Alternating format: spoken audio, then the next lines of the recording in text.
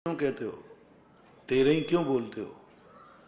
फिर तुम्हारी यदि शुरुआत है तो बोलो ना पगड़ी रस्म या राज्याभिषेक, ऐसा बोलो ना, फिर उसका नाम बदलो। दोनों में बहुत अंतर आ जाएगा। सारे भारत में इसके 3 नाम है, मृत्यु भोज, मौसर या तेरमा। ये सब मरे हुए व्यक्ति से रिलेटेड नाम है। यदि आप राज्याभिषेक के बोलते हो तो राज्याभिषेक बोलो ना, उस पर उसको पगड़ी रस्म बोलो, पगड़ी रस्म का भोजन है, तो उसका नाम बदलना पड़ेगा। पर अभी तो ये गलत हो रहा है। और मरने वाले की आत्मा को खुशी होती है, ऐसा कोई नहीं। ये आपने अपने लड्डू जीमने का एक सरल तरीका निकाल दिया कि हम तो इसलिए कर रहे हैं। तो फिर उसका पगड़ी रस्म भोजन रखो ना, उसका मृत्यु भोज 13वें से क्यों संबंध रख रहे हो? उसकी तो नई शुरुआत है, 13वां दिन क्यों? वो तो पहला दिन है आपकी पगड़ी रस्म का। तो ऐसा एक शॉर्टकट मत ढूंढो। तुम्हारे शॉर्टकट ढूंढने से तुम कोई धर्म के या कुरीति से बच नहीं जाओगे। तुम समझो कि हम ऐसे शॉर्टकट ढूंढने से अशुभ कर्म से बच जाएंगे, सम्यक दर्शन की सुरक्षा कर लेंगे, नहीं। तो इसकी अच्छी व्यवस्था है नहीं जैनागम में। और पहली बात है, जैनागम में कहीं एकाध कोई लोग मरे हैं कि नहीं मरे, पहले बताओ। अपन ही लोग मरेंगे कि पहले भी कोई मरे हैं? पहले भी लोग मरे हैं, तो किसी एक का भी तो आगम में उल्लेख बता दो। सारे हाँ, भोजों का वर्णन शास्त्रों में नहीं हो तो बात अलग है।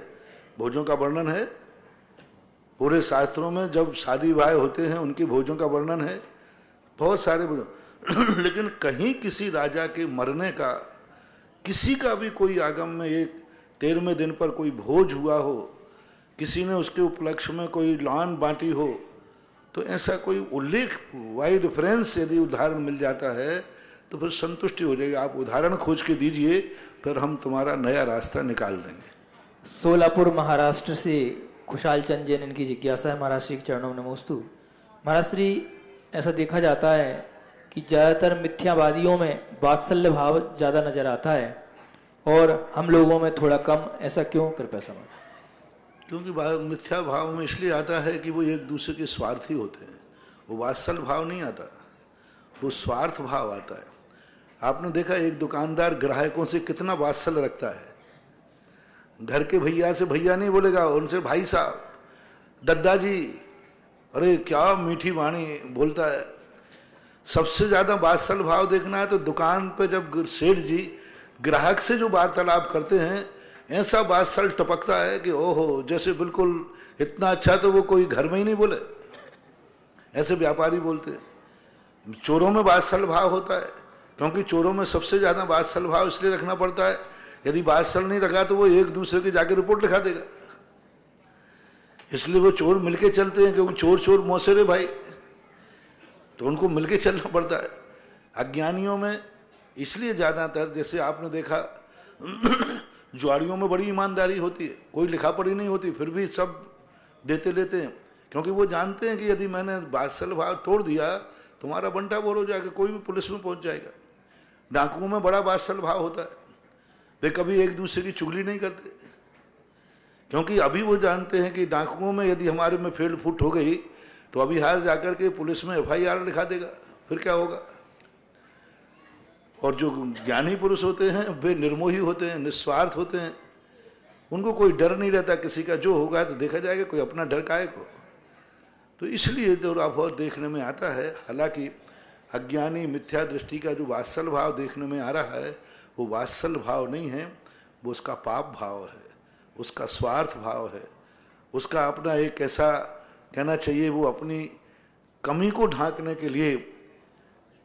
चोर देखना आप, कितना बढ़िया पुलिस वालों से बोलता है, दद्दा क्या क्या बोलते हैं वो जब पकड़े जाते हैं ना।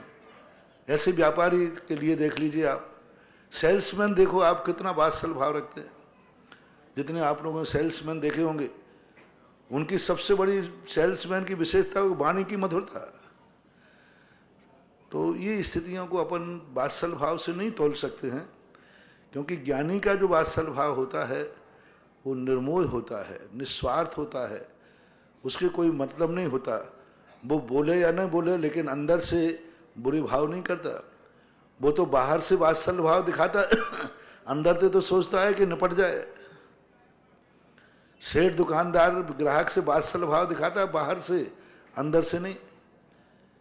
चोर हमेशा वात्सल्य भाव दिखाएगा, अधर्मी मिथ्या दृष्टि बाहर से दिखाएगा, अंदर से तो बुरा सोचेगा।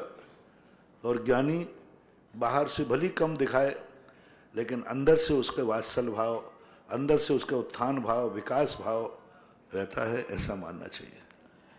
कुचामन सिटी से अंकित पाटनी, इनकी जिज्ञासा है महाराज श्री के चरणों में नमोस्तु। महाराज श्री तीर्थंकर बालक का मेरू पर्वत पर जन्माभिषेक करते हैं तो वह गंधोदक अपने मस्तक पर लगाते हैं, परंतु क्या वह गंधोदक शिरोधार करने योग्य है? क्योंकि अभी बालक तीर्थंकर बीतरागी नहीं है और अभी उन्होंने कर्मों का नाश भी नहीं किया है। कृपया मार्गदर्शन। वो गंधोदक मोक्ष के लिए नहीं लगाते, पवित्र मंगल सगुन कहलाता है। दो चीजें होती हैं हमारे यहाँ, एक तो पवित्रता होती है और पवित्रता में व्यक्ति पवित्र ही होता है अरहंत का, और एक सगुन होता है, मांगलिक होता है। कई वस्तुएं, एक बार मैंने कहा था, कई वस्तुएं पूजनी नहीं हैं लेकिन मांगलिक हैं। जैसे हाथी है, घोड़ा है, ये पूजनी नहीं है लेकिन मांगलिक है, शुभ है, सगुन है। कुछ वस्तुओं का स्पर्श ऐसा होता है जो पूजनी नहीं होते लेकिन मांगलिक होते हैं, सगुन होता है। जैसे आप लोग माता पिता के पैर छूते हैं, वे पूजनी नहीं है, यानी पूजा के योग्य नहीं है, लेकिन सगुन रूप है, मांगलिक है, आदरणीय है। इसी प्रकार वो बालक जब जन्माभिषेक होता है वो पूजनी नहीं है लेकिन सगुन है, मांगलिक है, शुभ है, क्योंकि वो 10 अतिशयों से संपन्न है। उसका शरीर जन्म से ही जिसके 10 अतिशय भरे हैं, जिसकी काया में मलमूत्र नहीं है, जिसकी काया में पसीना नहीं, देखो तो सही कितनी बड़ी चीज है, मलमूत्र नहीं है, पसीना नहीं है, और 10 अतिशय जिसके जीवन में विद्यमान होते हैं, औदारिक शरीर होकर के भी, तो इस अपेक्षा से वो एक सगुन और मांगलिक जन्माभिषेक का गंधोदक आप गृहस्थों के लिए संसार में सुख समृद्धि देने के लिए निमित्त बनता है, सगुन और मांगलिक बनता है। बेंगलोर से सुरेश जैन, इनकी जिज्ञासा है, महाराज श्री मेरा प्रश्न आपके प्रवचन से है, क्या निदान बंध प्रशस्त और अप्रशस्त भी होता है? शास्त्रों के अनुसार किन महापुरुषों ने निदान किया और उन्हें क्या फल मिला? कृपया समाधान। शास्त्रों में निदान बंध प्रशस्त और अप्रशस्त कोई देखने में तो विशेष आए नहीं। सामान्य रूप से बस वैभव को प्राप्त करना है। अब प्रशस्त ध्यान निदान बंध क्या करेगा? प्रशस्त निदान ध्यान हो सकता है, प्रशस्त निदान बंध तो नहीं देखा गया, प्रशस्त निदान ध्यान देखा गया। क्योंकि आज तक किसी भी शास्त्र में, आगम में, निदान में किसी ने मुनि व्रत नहीं मांगा कि मैं निदान करता हूँ, अगले भाव में मुनि बनूं, मैं अरहंत बनूं, सिद्ध बनूं, प्रतिमाधारी बनूं, मैं मंदिर बनाऊं, मैं भगवान की मूर्ति बैठा लूं, आदि आदि। ये निदान बंद नहीं हुए, लेकिन सांसारिक निदान बंद के चर्चाएं बहुत शास्त्रों में हैं। रावण का है, देवकी के सप्त ऋषि राजों का है। एक आरिका ने निदान बंद किया मुनराजों को देख करके कि ये मेरे बेटे हों, मैं इनकी माँ हूँ, तो वो संसार की दृष्टि से है। अब सांसारिक दृष्टि के लिए भली आप शुभ कह दो कि उन्होंने 6 मुनिराजों को माना और उनकी माँ बनी वो, फिर वो 6 मुनिराज दीक्षा ली। अब इसको प्रशस्त कहो तो कहो, निदान ध्यान के 2 भेद हो सकते, प्रशस्त अप्रशस्त, लेकिन निदान बंध के 2 भेद हमारी दृष्टि में कहीं आए नहीं, ऐसा कहीं देखने में नहीं आया। क्योंकि निदान बंध जो होता है वह नियम से मिथ्या दृष्टि ही करता है, मिथ्याद गुण स्थान की तरफ ही वह जाएगा, तभी निदान बंद होगा। लेकिन निदान ध्यान जो है पंचम गुण स्थान तक होता है। देवली से स्नेह लता बढ़ जाते हैं, इनकी जिज्ञासा है, महाराज श्री आपने जिज्ञासा समाधान में एक श्रावक ने पूछा, नेत्र व लवण समुद्र समान तपस्या करने वाले मुनियों की तरह तप करो तो महाराज श्री उत्तम ध्यान प्राप्त होगा, तो उसमें नेत्र व लवण समुद्र से क्या तात्पर्य है? कृपया समाधान। क्या नेत्र लवण? नेत्र व लवण समुद्र समान तपस्या करने वाले मुनियों की तरह तप करो तो आप उत्तम ध्यान प्राप्त होगा, आपको उत्तम ध्यान प्राप्त होगा, तो इसमें नेत्र व लवण, कभी न कोई उपमा दे दी होगी, लवण समुद्र की अपेक्षा इसलिए देख दिया हो। हाँ, तो मूलाचार वो मात्र एक सामान उपमा है। नेत्र और लवण समुद्र का अपेक्षा, यही कह लो कि लवण समुद्र के अब क्या उपमा दें? लवण समुद्र से मोक्ष जाते तो कालोदधी समुद्र से भी जाते हैं। तो ऐसी कोई विशेषता नहीं है, एक उपमा दे दी हो समुद्र की, जैसे गहराई की अपेक्षा, रत्नाकर की अपेक्षा या और कुछ अपेक्षा हो, ये उपमाएं हैं, इनको हम सिद्धांत से नहीं बांध सकते। उपमा कोई भी किसी की दे सकता है। पेड़ों से फूल गिरे तो उपमा दे दी, मानो वृक्ष ने पृथ्वी माता की पूजा की है। अब वो पृथ्वी माता कब से हो गई? पृथ्वी तो एक इंद्रिय है, लेकिन लोग पूछते धरती माता पूछते। अब धरती माता कहाँ है? मिट्टी है, पत्थर है, पानी है, ये सब चीजें हैं, लेकिन माता के नाम तो ये उपमाएं कहलाती हैं। मुक्ति रूपी वधु, अब वधु कहाँ से हो गया मोक्ष? अब मुक्ति वधु कहाँ से हो गई? मुक्ति तो अपना कर्मों के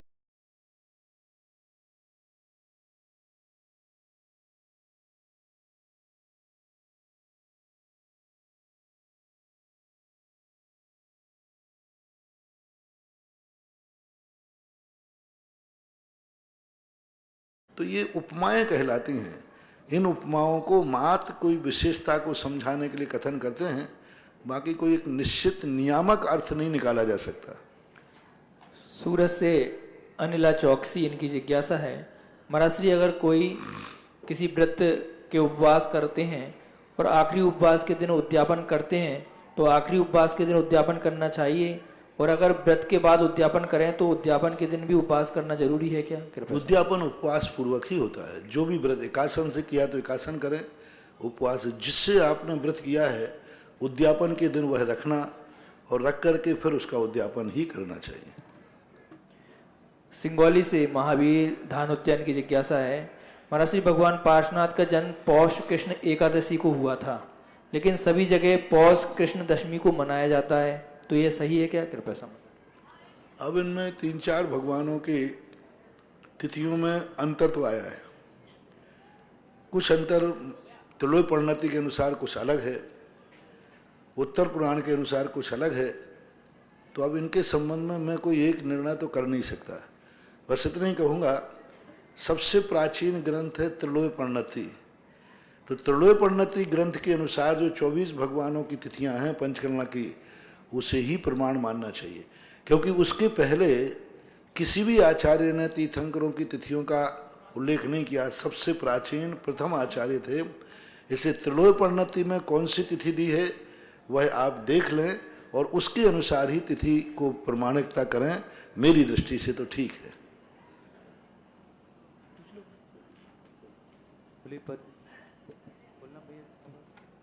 बोले परम पूज्य मुनिपंगो 108 श्री सुधा सागर जी महाराज की जय। परम पूज्य श्री निष्कंप सागर जी महाराज की जय। ऑनलाइन जिज्ञासा के पश्चात उपस्थित श्रावकों में सर्वप्रथम जिज्ञासा के लिए बुला रहा हूं श्रीमान धर्मेंद्र जी जैन सागर और तैयारेंगे श्रीमती अनीता जी सोदिका इंदौर। हाँ अनीता जी, आपके पास माइक हो तो शीघ्रता से ले लें।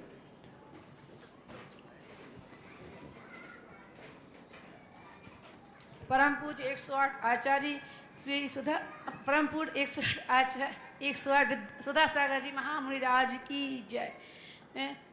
मेरी प्रश्न है,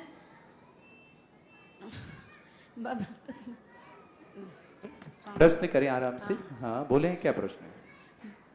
समुद्र विजय बड़े भाई थे और समुद्र विजय बड़े भाई थे और वसुदेव छोटे भाई थे, परंतु समुद्र विजय के यहाँ बाद में तीर्थंकर का जन्म होता है और वसुदेव के यहाँ नारायण की उत्पत्ति पहले होती है। ऐसा क्या होता है कारण?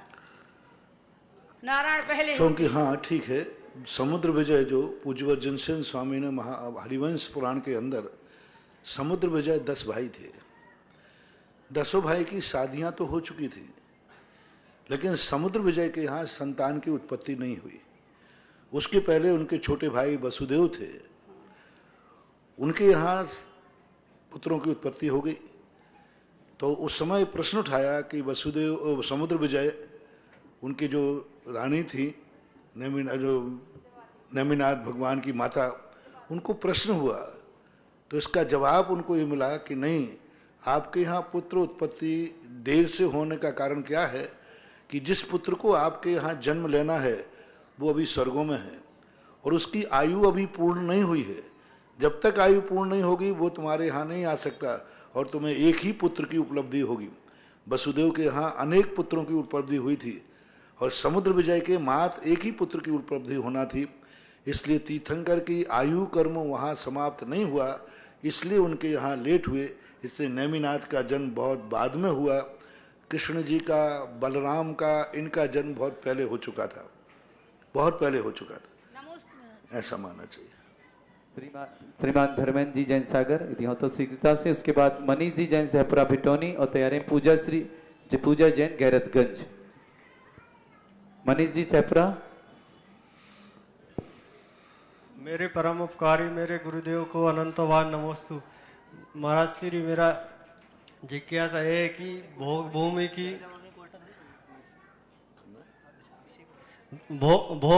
की क्या व्यवस्था है और वहाँ चारों पुरुषार्थ में से कौन सा पुरुषार्थ है? भोग भूमि में कोई पुरुषार्थ नहीं। भोग भूमि में देव और भोग भूमि जीव और नारकी, इनके यहाँ कोई पुरुषार्थ की बात नहीं है।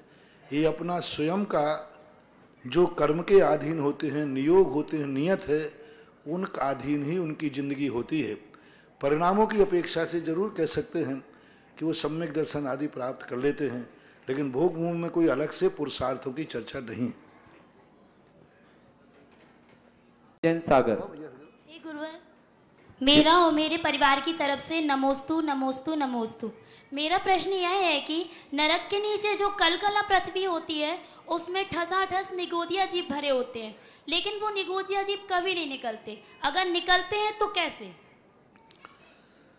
इसमें दो प्रकार का उल्लेख मिलता है। एक उल्लेख ये है कि 6 महीने 8 समय में 608 जीव वहाँ से नियम से निकलते ही हैं, इतर नित्य निगोद से। एक मत के अनुसार, पूज्यवर अकलंग स्वामी के अनुसार, नित्य निगोद से जीव वहीं के वहीं रहते हैं, कभी निकलते नहीं, इसलिए उनका नित्य निगोद नाम है। तो ये दोनों कथन मिलते हैं।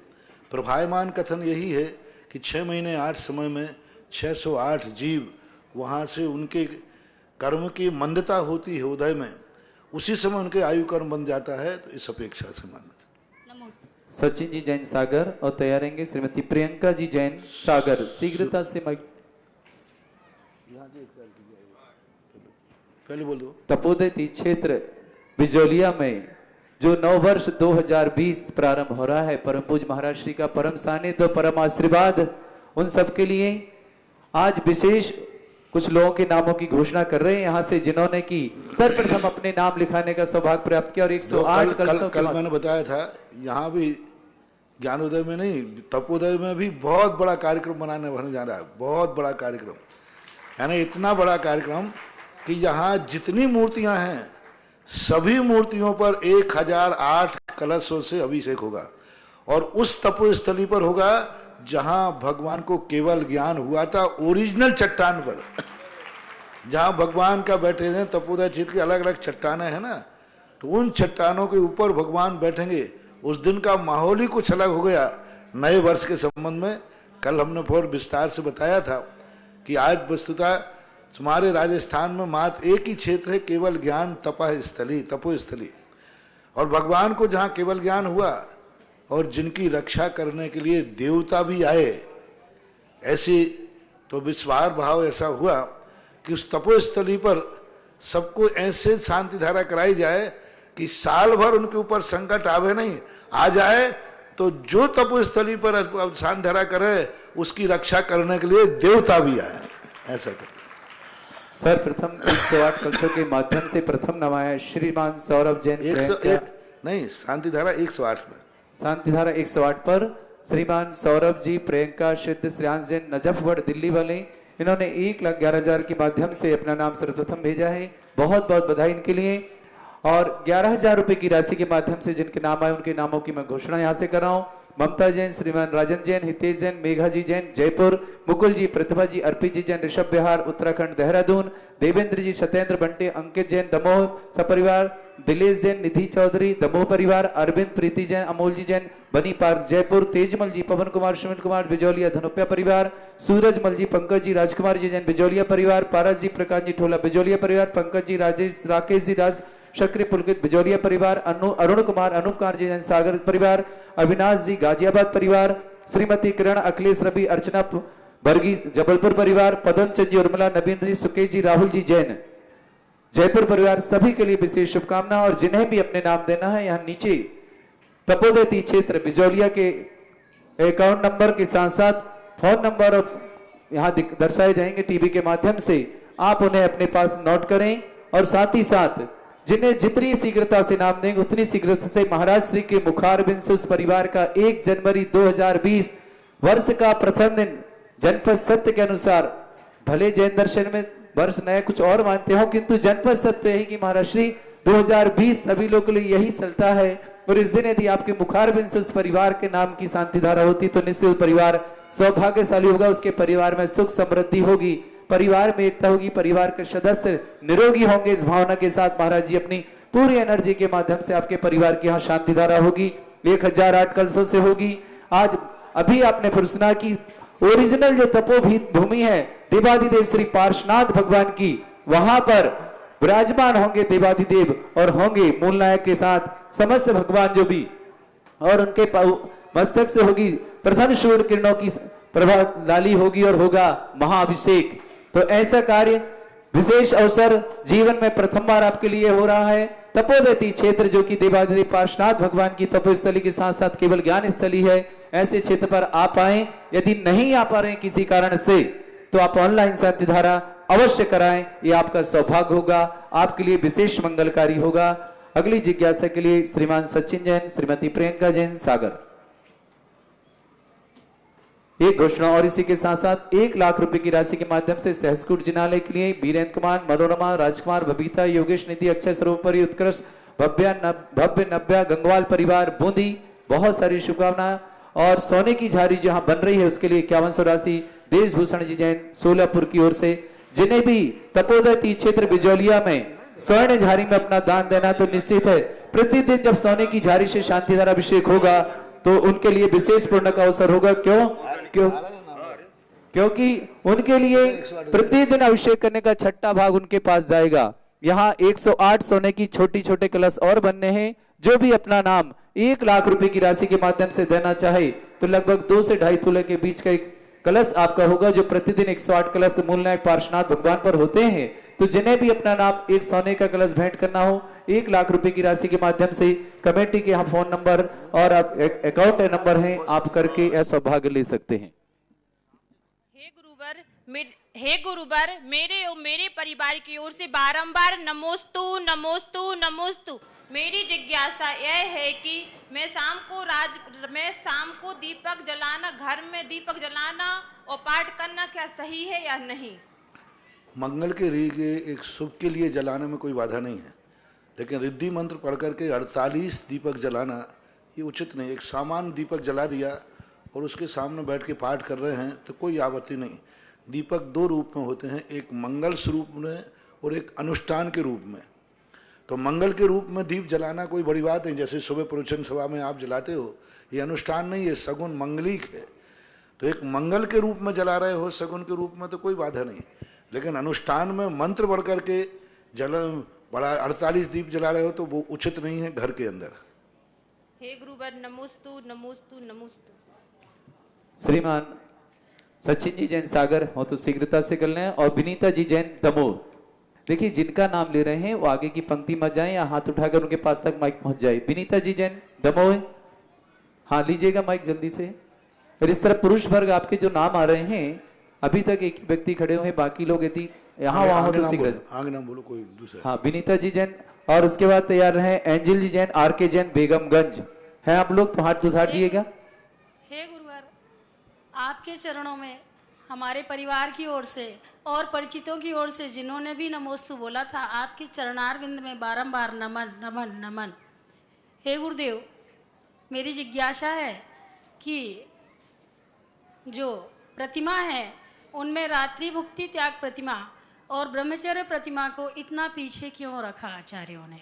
ये हम लोग स्वाध्याय कर रहे थे, सब आपके पास प्रश्न भेजा। रात्रि भोजन त्याग प्रतिमा का तो जो अर्थ है 6ठी प्रतिमा है, 7वीं प्रतिमा, क्योंकि जो इंद्रिय संयम है वो पहले प्राणी संयम से उन्होंने शुरुआत की।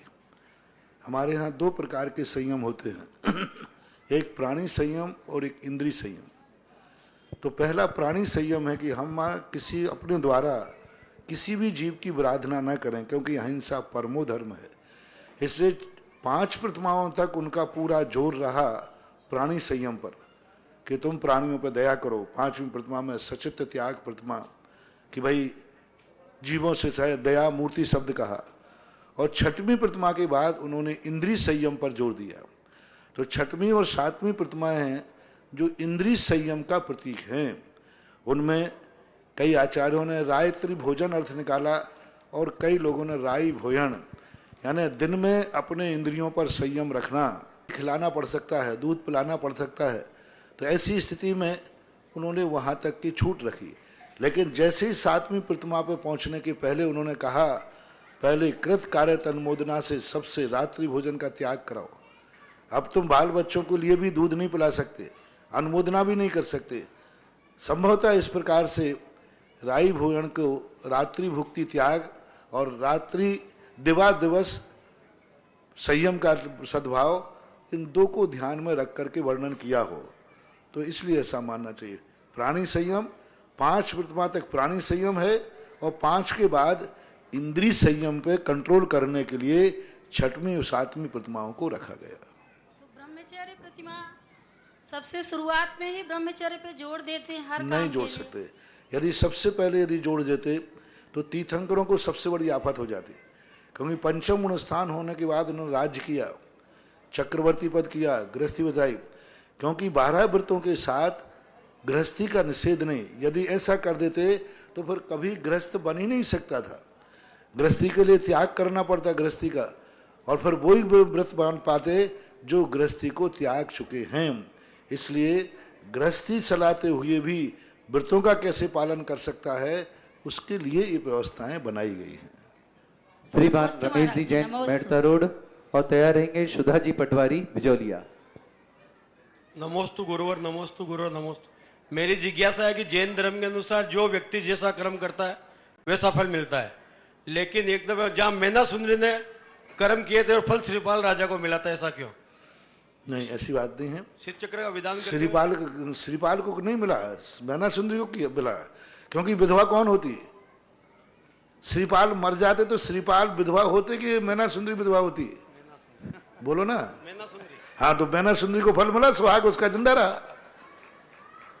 बीमारी से क्या बीमारी ठीक हो गई? यदि उस बीमारी में मर जाता तो निमित्त नैमित्तिक संबंध कहलाते हैं। गृहस्थों में आप लोगों में एक धर्म करता है तो दूसरे का प्रभाव इसलिए पड़ता है क्योंकि वो दोनों एक दूसरे से जुड़े हुए हैं। यदि एक व्यक्ति मर जाएगा तो दुखी मरने वाले को ज्यादा दुख होगा कि जो घर में जिंदा रहे उनको दुख ज्यादा होगा। जो जिंदा रहे ना तो वो उनके लिए हो रहा है, तो ये कहलाता है ऐसा। श्रीमती श्रद्धा जी जैन पटवारी और तैयार रहेंगे श्रीमान आदित्य जी जैन राहतगढ़। हो गए। नमोस्तु गुरुवर। महाराज जी, योगियों के ध्यान की अवस्थाएं बताई है, उनमें निर्विकल्प, सविकल्प, सविचार, अविचार, ये ध्यान क्या है? निर्विकल्प ध्यान में अपना शरीर भी पड़ोसी का लगता है, ये मुनियों का होता है, ये पार्श्वनाथ भगवान, ये मतलब उसमें आया था इष्टोपदेश ग्रंथ। क्या आया था, फिर से बोलना। निर्विकल्प, सविकल्प, निर्विचार, अविचार, ये ध्यान क्या है?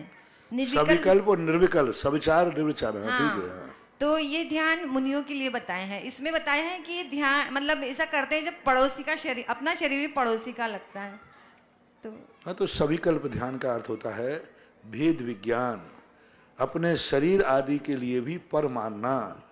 क्योंकि जैसे कपड़ा होता है, कपड़ा भली शरीर पे पहना हुआ है लेकिन कपड़ा मेरा नहीं है, कपड़ा तो हम उतार के रख देते हैं। ऐसे मृत्यु के बाद ये शरीर छूट जाता है, तो अतः इस शरीर को पर रूप मानना ये विचारात्मक ध्यान कहलाता है। और इसको भूल करके अपने आत्मा में लीन हो जाना ये अविचार कहलाता है। अविचार ध्यान यानी अब कोई भेद विज्ञान नहीं, जो आत्मा का स्वरूप है उसमें लीन हो जाना। तो अब ये तो मुनि के साथ ही बनेगा। आप लोग तो जब परिवार से ही मोह नहीं छूटा है तो शरीर से क्या मोह छोड़ोगे? अपने परिवार के लोगों को ही तुम पड़ोसी मानने को तैयार नहीं हो तो शरीर को पड़ोसी कैसे मानोगे? क्योंकि गृहस्थ अपने परिवार के लोगों को ही कहें कि भाई इनको सब पड़ोसी मानो आप, तो वो कहेगा कैसे पड़ोसी मानो, ये तो मेरे घर के। तो गृहस्थ के लिए इसलिए संभव नहीं है कि गृहस्थ में सारे परिवार आदि, मकान जायदाद आदि, उन सबको वो मेरा मानता है, पड़ोसी नहीं मान सकता। तो ऐसा शरीर भी पड़ोसी है। ऐसी दशा मुनि की ही बन सकती है, गृहस्थ की नहीं बन सकती, इस अपेक्षा से। महाराज जी, जैसे पार्श्वनाथ भगवान का पूर्व भाव का जीव जो मुनिराज थे, तो उसमें जब अजगर निकल गया था तो कौन सा ध्यान रहा उस टाइम जब उन्होंने इतनी उसे शांति निकल से रहा हो कि ये मुझे मुनि महाराज तो संकट आने पर, मरने पर एक ही बात ध्यान रखते हैं कि जैसे फटा कपड़ा फट जाने पर व्यक्ति को बदलते समय दुख होता है कि खुशी होती है? पुराना बदला जाएगा, नया मिलेगा। तो ऐसे ही मुनि महाराज का जब शरीर टूटता है, फटता है, कोई फाड़ देता है, तो उसको खुशी होती है, अच्छा ये निपट जाएगा, दूसरा नया फ्रेश मिलेगा, तो इसलिए उनको खुशी होती है। तो उस समय उनके यही ध्यान चलता है कि शरीर मेरा नहीं है, ये अजगर शरीर को ही निगलेगा, मेरे रत्नत्रय धर्म को नहीं निगल सकता, ऐसा। महाराज जी 1 जनवरी को आपके सत्संग सानिध्य में जो आपने पुरुषों के लिए इतना भव्य प्रोग्राम बताया है, तो हम महिलाओं के लिए भी महाराज जी महिलाओं को आप बढ़िया कार्यक्रम करें। शाम को आप लोग 1008 दीपकों से भगवान की आरती करें, सभी भगवानों की।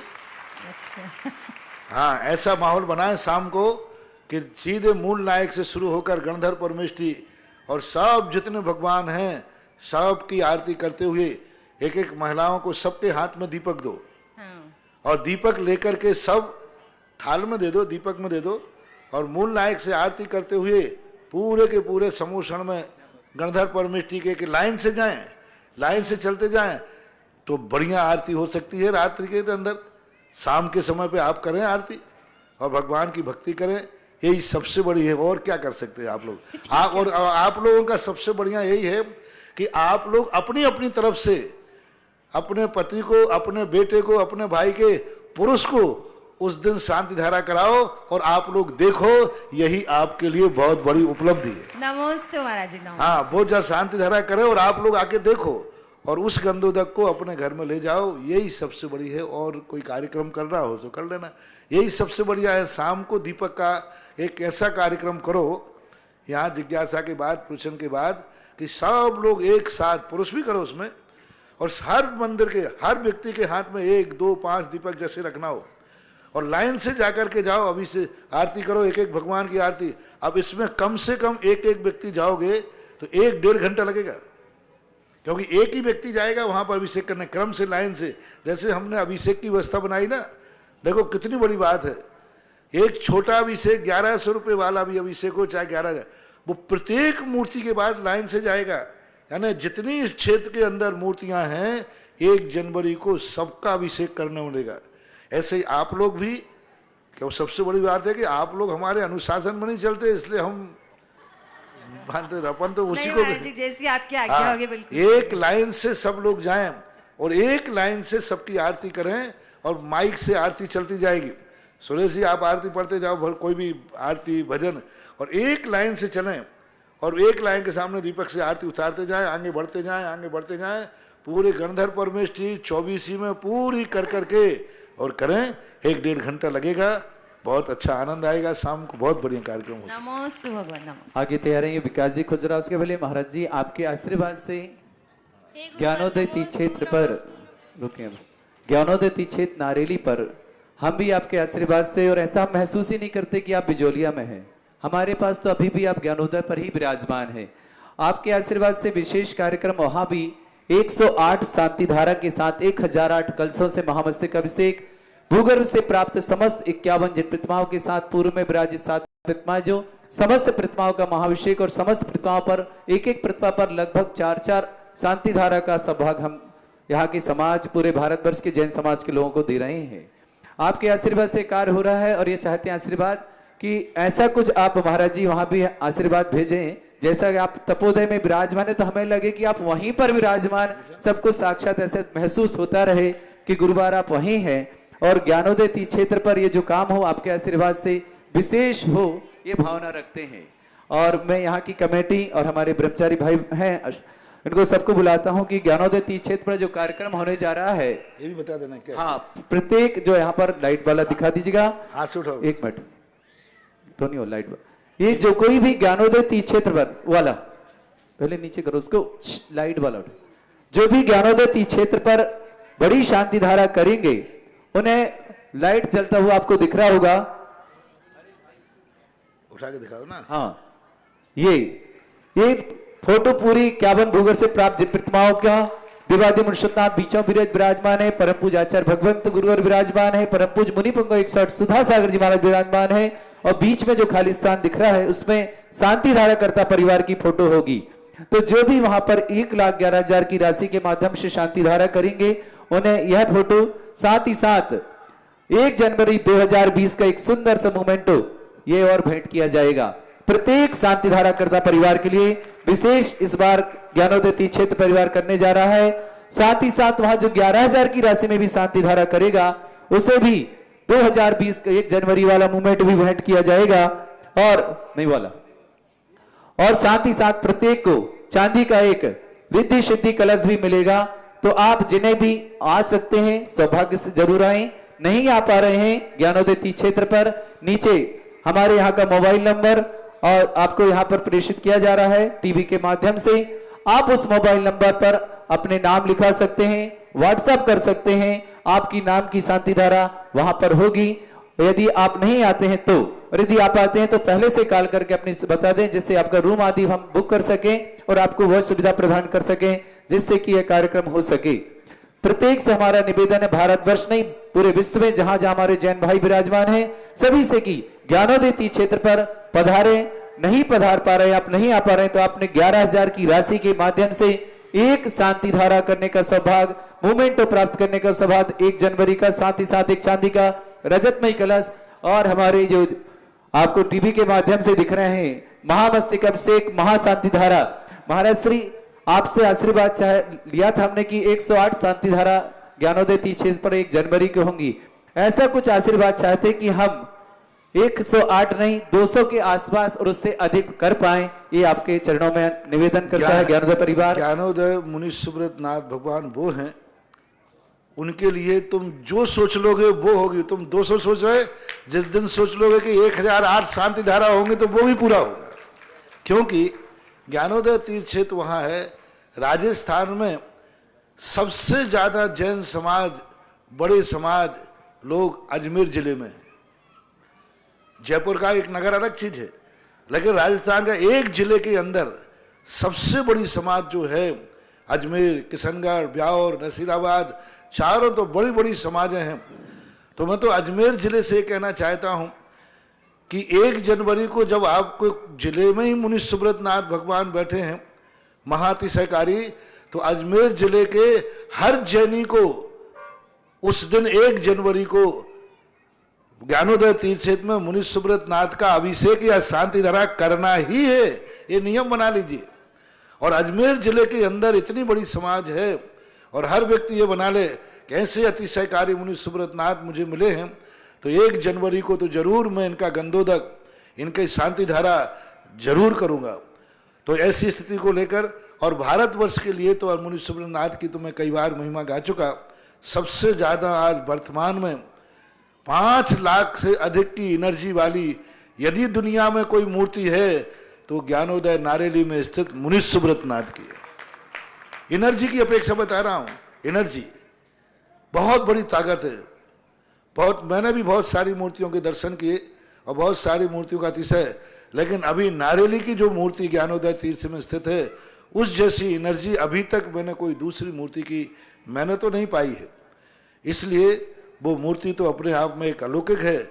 इसलिए सुकांत भाई, तुम तो जो संकल्प करोगे सब पूरे होगा, लगे रहो मुन्ना भाई, क्योंकि तुम्हें माली ऐसा मिला है, क्या करें। तुम्हारे किस्मत से 2 साल पहले, 700 दिन पहले लगभग 2 साल पहले ऐसी मूर्ति ज्ञानोदय को मिली। मैं पहले ज्ञानोदय को यही सोचता था कि मेरे मन में ज्ञानोदय को इतना बड़ा क्षेत्र बनाने का क्यों भाव आया, इस क्षेत्र का क्या होगा, काय के लिए बना रहा हूं, क्यों बना रहा हूं, जरूरत क्या है, मैं पहले बहुत सोचता था।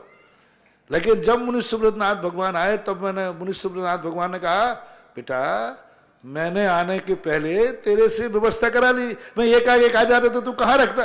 राजस्थान में मुझे संभालने लायक कोई दूसरा तीर्थ क्षेत्र नहीं है, इसलिए मेरे आने के पहले ये क्षेत्र बन गया, क्योंकि मुझे कोई दूसरा क्षेत्र नहीं संभाल पाएगा, क्योंकि उनका तो प्रभाव नारियली क्षेत्र एक ऐसा क्षेत्र है, आप देखना धीरे धीरे करके 1000 कमरे वहां 24 घंटे 12 मासी भरे मिलेंगे, कम पड़ेंगे। वो चीज ही ऐसी बन रही है। बहुउद्देशीय भारत का पहला तीर्थ क्षेत्र जो बहुउद्देशीय हर चीज वहां मिलेगी। श्वेतांबरों में जैसे पाली ताना है, ऐसे ही दिगंबरों में ज्ञानोदय तीर्थ क्षेत्र की प्रसिद्धि होने वाली है। देखते जाओ वहां क्या क्या होने वाला है। महाराज श्री 1 जनवरी को पूरे 2 वर्ष हो रहे हैं ज्ञानोदय में मुनीश्वरनाथ भगवान समूह सानिध्य विराजमान हुए। आपके आशीर्वाद से आपके सत्संग सानिध्य में, उसके लिए विशेष सभी के लिए शुभकामना। और महाराज जो उस दिन जो भी तीर्थ यात्री ज्ञानोदय तीर्थ क्षेत्र पर रहेंगे, उस दिन उन्हें समस्त यात्रियों के लिए भोजन की व्यवस्था निःशुल्क श्रीमान सौरभ जी, प्रियंका, सिद्ध, श्रेयांशी, नजफगढ़ दिल्ली वालों की तरफ से की गई है। जोरदार उनका बहुत बहुत स्वागत उस परिवार के लिए। इन्होंने महाराज जी उस दिन जितने भी यात्री आएंगे बोले हमारे जैन भाई, सबके लिए भोजन की निःशुल्क व्यवस्था उन्होंने अपनी तरफ से की है। आगे की जिज्ञासाओं के लिए श्रीमान आदिश जी जैन हो गए खुजराहो, विकास जी जैन खुजराहो, और तैयार रहेंगे मधु रेखा जी जैन सेठी मेडका सेठी। नमोस्तु नमोस्तु गुरु। मेरा प्रश्न यह है कि हमारे स्कूल में जो प्रार्थना होती है उसमें दूसरे धर्म की आराधना की जाती है, तो उस समय हमें चुप रहना चाहिए कि झूठ बोलना चाहिए? अवश्य व्यवस्थाएं हैं, जैसी व्यवस्थाएं बनती हैं उन व्यवस्थाओं के प्रतिकूल अपन नहीं चल सकते, तो ये लौकिक व्यवस्थाएं कहलाती हैं। इन व्यवस्थाओं को व्यवहारिक रूप मान करके सामान्य इस संबंध में मैं विशेष निर्देश नहीं दे पाऊंगा, लेकिन बस यही है कि सामाजिक व्यवस्थाएं हैं। श्रीमान विकास जी खुजरा, प्रवीण जी जैन 12 और तैयार है। हाँ। हे गुरुवर नमोस्तु नमोस्तु नमोस्तु। मैं एंजल जैन बेगमगंज से। मेरा प्रश्न यह है कि मेरे कोर्स में कैल्शियम और प्रोटीन के नाम पर कुछ अभक्ष्य चीज़ों को याद करना पड़ता है और एग्ज़ाम में लिखना भी पड़ता है, तो गुरुवर इस सब से मुझे बहुत घिन आती है, तो इस सिचुएशन में मैं क्या करूं? अब यही है कि जहाँ तक बने ऐसी चीज़ों को मैनेजमेंट को अपने स्कूल से अलग करना चाहिए, लेकिन फिर भी कानूनन और बोर्ड के जो सिस्टम होते हैं कई मजबूरियों में उनके लिए करना पड़ता है, तो यही है मजबूरी का नाम महात्मा गांधी है। इसके पहले में हमारे बीच ब्रह्मचारी भैया लोग और सभी लोग विराजमान हैं जो अशोक नगर से हैं।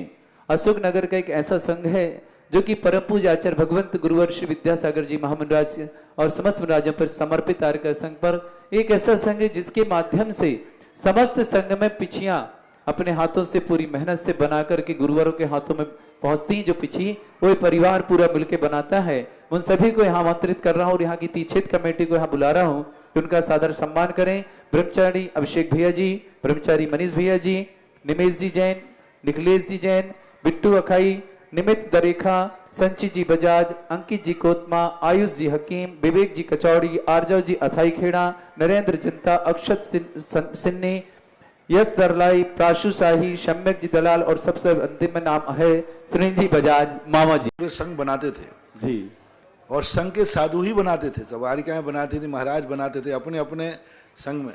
लेकिन जब आचार्य जी ने देखा कि ये तो बहुत बड़ा कार्य है, रस्सी बांधो, डंडी ठीक करो, ये करो, तो आचार्य ने कहा ये काम तो श्रावकों का है, उपकरण बनाना काम साधुओं का नहीं है।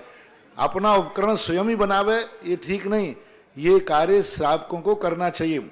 और श्रावक बना के पिछी देवे, वह पिछी श्रावकों के लिए। तो अशोक नगर के ये पूरी टीम 2, 3, 4 साल हो गए, 5 साल हो गए, 10 साल से निरंतर पूरी पिछी से स्वच्छ बनाते हैं और फिर जाके संघ को भेंट करते हैं। हाँ, बड़ी मेहनत लगती है पिछी बनाने। ताली बजाएं। तो ये काम पहले साधु कर लेते थे, अब आप लोग इन्हीं लोगों को सौंप दिया। ये आचार्य श्री ने सोचा कि नहीं, गृहस्थों को ये पुण्य का मौका मिलना चाहिए, और साधु की जो चीज चाहिए है वो साधु स्वयं नहीं बनावे, गृहस्थ अपने आप बना करके देवे, तो उपकरण दान कहलाता है।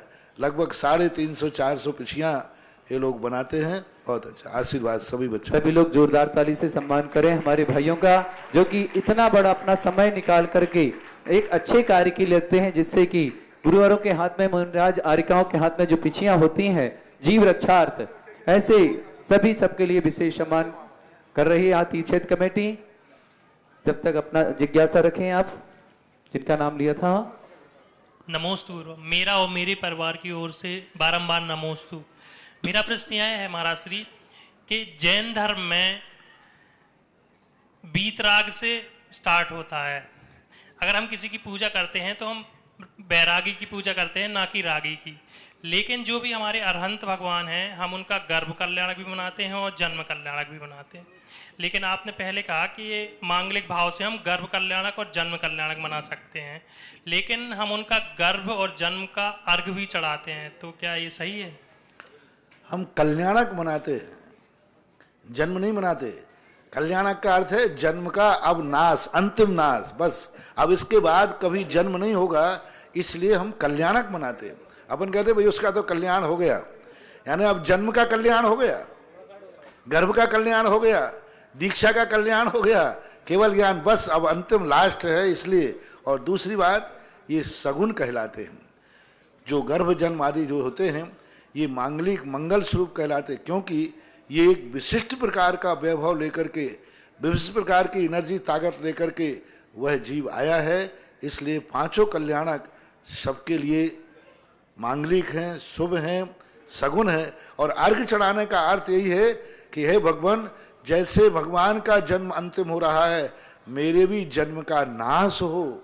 जैसे अपन जन्म जरा मृत्यु विनाश नाय कहते ना, तो वहां पर जन्म कल्याण कह दिया, अब जन्म का नाश हो गया, अंतिम जन्म है, इस अपेक्षा।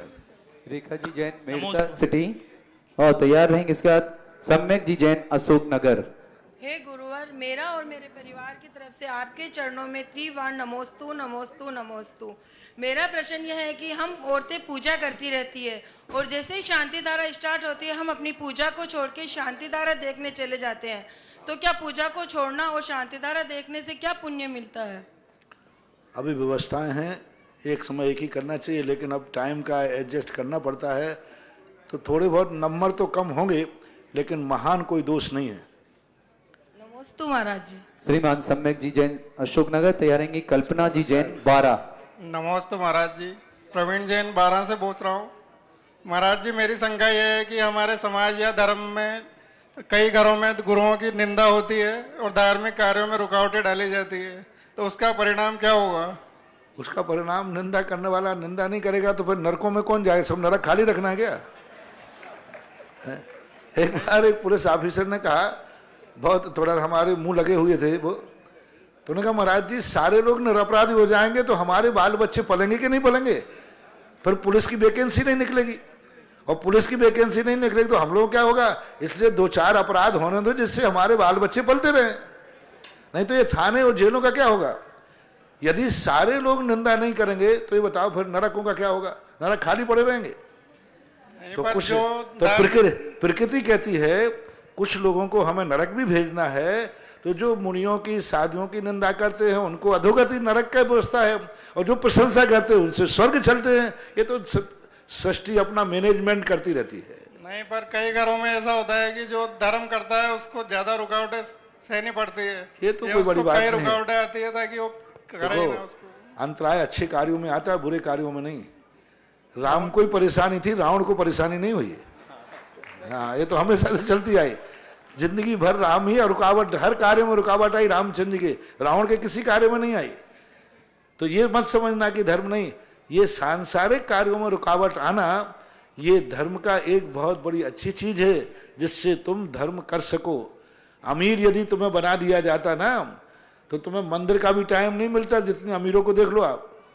इसलिए प्रकृति ने कहा ये मेरा भक्त है, इसको कम धंधा पानी दो जिससे ये धर्म कर्म करता रहे। हाँ, कल्पना जी जैन 12 तैयार रहेंगे। सम्यक जी जैन सागर अशोकनगर। उसके पूर्व बोलिए। हे गुरुवर, हे गुरुवर, सह हृदय से नमोस्तु नमोस्तु नमोस्तु। हे गुरुवर, कोई दोनों टाइम मंदिर का किसी का नियम है तो दिन में कभी भी मंदिर 2 बार जा सकते हैं और आरती कर सकते हैं क्या? करने में तो कोई बाधा नहीं, कर सकते हैं, लेकिन मंदिरों की जैसी व्यवस्था हो, आजकल की सामाजिक व्यवस्थाएं हैं।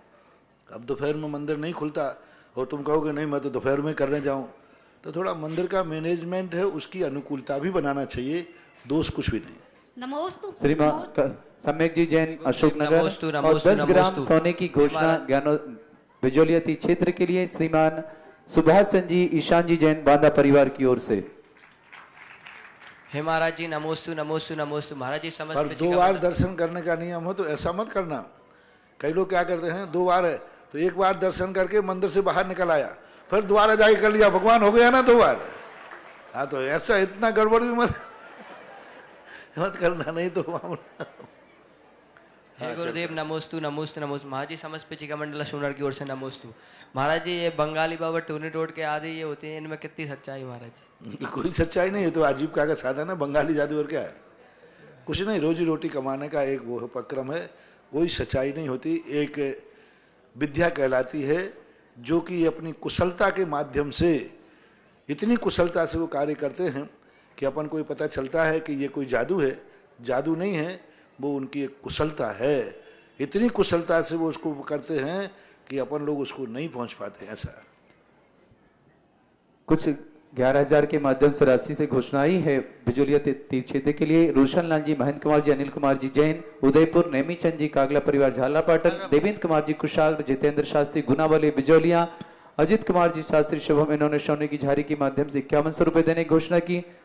सभी को बहुत बहुत बधाई। नेमी चंद जी जैन कागला परिवार जिज्ञासा के लिए, साथ ही भव्य जैन बांसवाड़ा तैयार रहेंगे।